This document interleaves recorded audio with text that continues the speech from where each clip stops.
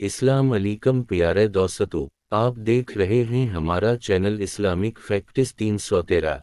आज हम आपके लिए एक ऐसा मुजिज़ा लेकर आए हैं जिसे सुनकर इंसान की रूह लरज़ उठती है, जिसके सामने ज़माना झुक गया और जिसे देखने के बावजूद मुनकरीन ने हक़ को ठुकराया।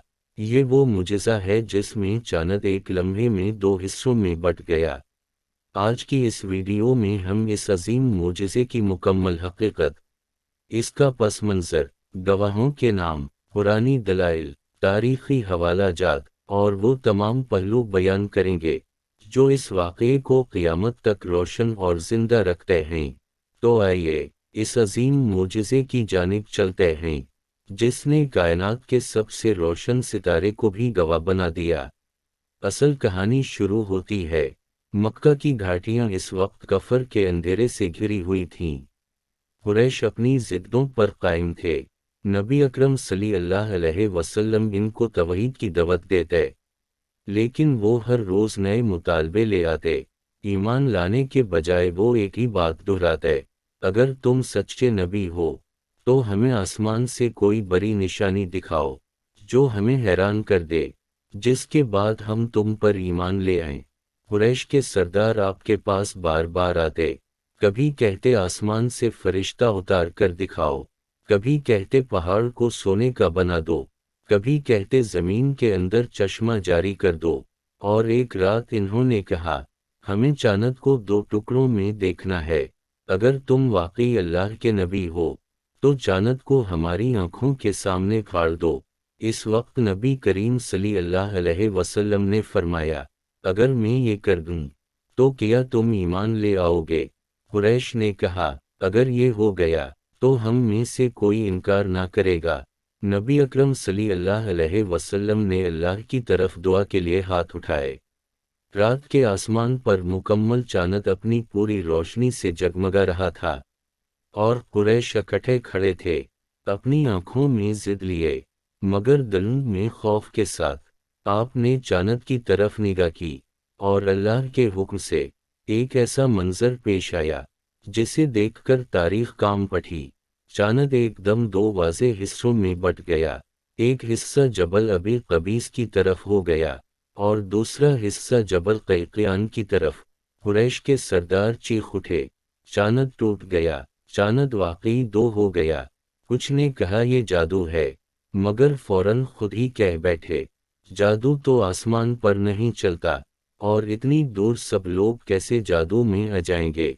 नबी करीम सल्लल्लाहु अलैहि वसल्लम ने इनसे फरमाया, शाम के काफिलों से खबर ले लेना, अगर इन्होंने भी यही मंजर देखा हो तो फिर जादू का सवाल ही ख़त्म हो जाएगा। काफिले आए और सब ने एक ही बात कही, हमने सफ़र में चाँद को दो हिस्सों में बटा हुआ देखा था और हम हैरान थे कि ये कैसा मीम। इस वाक़ये के जवाब में अल्लाह ने कुरान में पूरी उम्मत के लिए ऐलान कर दिया, इक़्तरबत अलसा वांशक़ल क़मर, क़यामत करीब आ गई और चाँद फट चुका। ये ऐलान इस बात की तस्दीक है कि चाँद का टूट जाना तारीख़ का कायम रहने वाला वाक़या है। दुनिया के किसी भी शख्स के लिए इससे बढ़कर दलील नहीं। कुरैश इस मंजर को देखकर गमसम रह गए।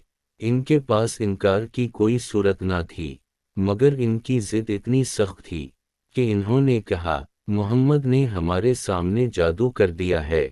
मगर अब सवाल ये था कि आसमान पर जादू कैसे हो सकता है, और काफिले वालों ने भी तो यही मंजर देखा है। क्या दूर के इलाके भी मोहम्मद के जादू में आ गए थे? ये दलील इनके सारे इतिराज़ ख़त्म कर देती थी, मगर दिलों पर महर लगी हुई थी। सहाबा के बयानात और बहुत से सहाबा ने इस वाक़ये की गवाही दी। इन्होंने अपनी आँखों से ये मंजर देखा और कहा कि ये अल्लाह के नबी का वो अजीम मुजिज़ा था जिसका इनकार कोई भी साहिब अक़ल नहीं कर। तारीख़ में बहुत से अजीब रिकॉर्ड मिलते हैं, जिनमें हिंदुस्तान के बादशाह की एक रिवायत भी शामिल है। हिंदुस्तान के एक राजा ने अपने कुतुब खाने में लिखा कि एक रात आसमान पर अजीब सी रोशनी टूटी और चाँद एक लम्हे के लिए दो हिस्सों में तक़सीम हुआ, फिर दोबारा जल गया। ये वाक़या इस ज़माने से ताल्लुक़ रखता है। جب عرب میں نبی رحمت صلی اللہ علیہ وسلم موجود تھے، یہ تحریریں آج تک عجائب میں شمار کی جاتی ہیں، مگر یہ ان معجزات کی طرف اشارہ کرتی ہیں جو نبی کریم صلی اللہ علیہ وسلم کے ہاتھوں ظاہر ہوئے۔ آج کے دور میں بعض لوگ سوال کرتے ہیں کہ اگر چاند پھٹ گیا تھا تو اس کے نشان آج بھی کیوں نہیں ملتے، جبکہ حقیقت یہ ہے کہ چاند پر دراریں اور گہری لکیریں موجود ہیں۔ چاند کی سطح پر ایسے لمبے شگاف ہیں جنہیں سائنس والے ریل آف دی مون کہتے ہیں۔ سائنس نے خود تسلیم کیا ہے کہ چاند کی سطح پر عجیب قسم کی دراریں ہیں جو کسی بڑے حادثے کا نتیجہ ہو سکتی ہیں۔